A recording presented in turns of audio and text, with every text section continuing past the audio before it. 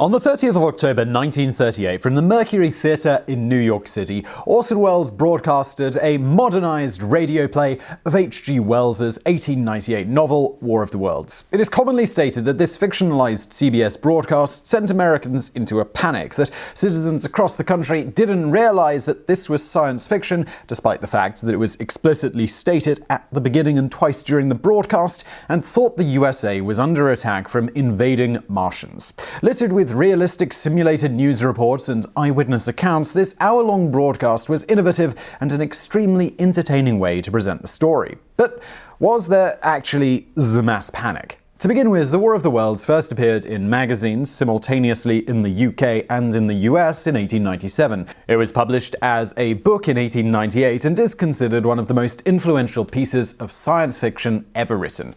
The Englishman H.G. Herbert George Wells was already quite a famous author by the time he got to Martians attacking Earth. In 1895, he published The Time Machine, as well as popularizing the term, The Island of Dr. Moreau in 1896, and The Invisible Man in 1897, directly before War of the Worlds. This secured his position at the time as one of the world's best-known, if not truly the first, science fiction writer.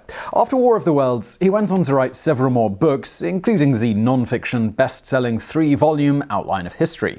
As you might have guessed from all of this, H.G. Wells was quite a well-known writer in 1938, and his novels, including War of the Worlds, were widely read on both continents. So when Orson adapted the novel in 1938, there was nothing particularly new about the story itself. The differences came from the medium and structure of the storytelling. While the 1938 version told the story of the destruction of New Jersey, the 1898 original takes place in England, or more specifically in Surrey and London. Another significant difference between the two works is that H.G.'s version is told through the eyes of an unnamed protagonist and his brother. Orson's is told through staged news broadcasts and reports. For instance, "Ladies and gentlemen, I have a grave announcement to make. Incredible as it may seem, both the observations of science and the evidence of our eyes lead to the inescapable assumption that those strange beings who landed in the Jersey farmlands tonight are the vanguard of an invading army from the planet Mars."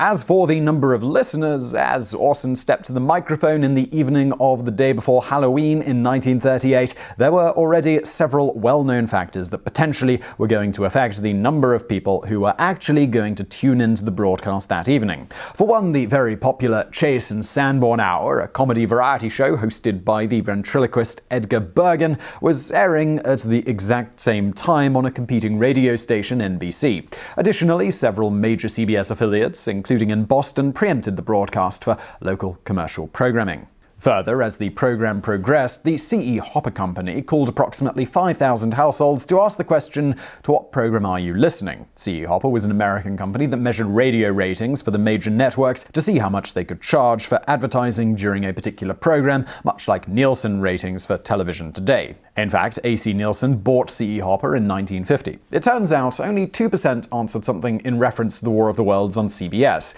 None of these people spoke of any news broadcast or special bulletin about aliens either. So besides very few listening in, it would seem those who were all knew that it was just a story, which perhaps shouldn't be a surprise considering it was announced at the beginning and twice during the broadcast, as we already mentioned. So how did the radio broadcast of War of the Worlds created mass hysteria myth get perpetuated? In short, well, it was the media. Newspaper headlines across the country gave the impression that panic gripped the nation. "Radio fake scares nation," read the Chicago Herald and Examiner. "Fake radio war stirs terror through US," was reported in the New York Daily News, accompanied with a picture of a frightened man and a woman with an arm sling whose caption read, "War victim." Terror by radio could be found in a New York Times editorial. You see, the newspaper industry had quite a bone to pick with the new medium of radio. As W. Joseph Campbell of American University wrote in the BBC News magazine in 2011 for the 73rd anniversary of the broadcast, the so-called panic broadcast brought newspapers an exceptional opportunity to censor radio, a still new medium that was becoming a serious competitor in providing news and advertising.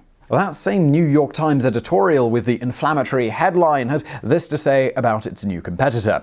"Radio is new, but it has adult responsibilities. It has not mastered itself or the material it uses." Additionally, the newspapers also wanted to sell papers, and what better way to do that than using words like terror and panic and war? Using anecdotal and scattered stories, they made it seem like many citizens were ready to bear arms against the alien invaders, but in truth, those stories were either very few and far between, or in some cases, they were just completely made up.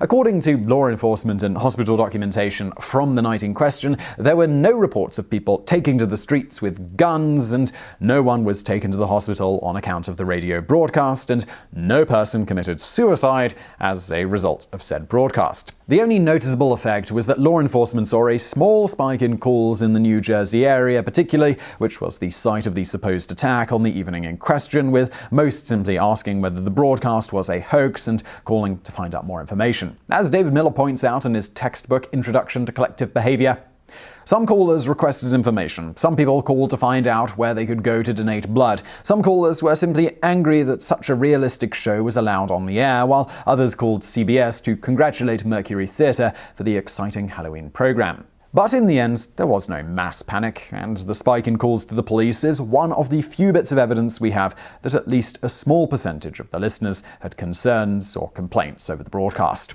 Thus, given the complete lack of evidence of any actual panic anywhere, the fact that the ratings were extremely low, that it was announced during the broadcast 3 times that the show was fiction, and that the story being covered was something many were familiar with, it is generally agreed that newspapers just created the panic after the fact, including US newspapers writing nearly 13,000 articles on it over the next month. From there, the public swallowed up the newspaper's reports, and radio and CBS particularly were happy to embrace the claims as a demonstration of the power of the new medium, which was good for advertising dollars and ratings. Orson Welles himself believed there had been a mass panic, rather than simply as it was. A small percentage of the small percentage of the US population listening in, believing it was real for a short while. The myth of the nationwide panic has perpetuated ever since. As to the motivation behind presenting the story as real in the first place, Orson Welles had this very pertinent thing to say, considering the misinformation the newspapers would spread about the broadcast. We were fed up with the way in which everything that came over this new magic box, the radio, was being swallowed. People,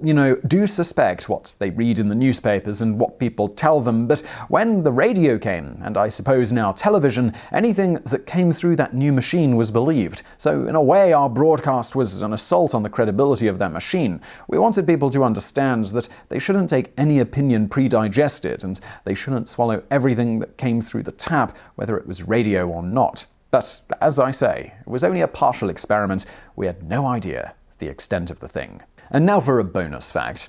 Ever wonder how Halloween got started? Well, want to know more? The vast majority of the traditions commonly associated with Halloween today are borrowed or adopted from 4 different festivals, namely the Roman Farella Festival, commemorating the dead, the Roman Pomona Festival, honoring the goddess of fruit and trees, the Celtic festival Samhain, meaning summer's end, also called Samhain, which the bulk of Halloween traditions ultimately stem from, the Catholic All Souls' Day and All Saints' Day, which was instigated around 800 by the church to try and replace Samhain. The practice of wearing costumes or masks during this sort of autumn celebration comes from a Celtic end of year, they celebrated New Year's on November the 1st, Samhain tradition. During Samhain, young men impersonated evil spirits by dressing up in white costumes with blackened faces or masks. It was believed that during the transition from one year to the next, the realms of the living and the dead would overlap, allowing the dead to roam the earth again. Thus, by dressing up as spirits, they were trying to fool actual spirits into thinking they were spirits as well, which is apparently particularly helpful when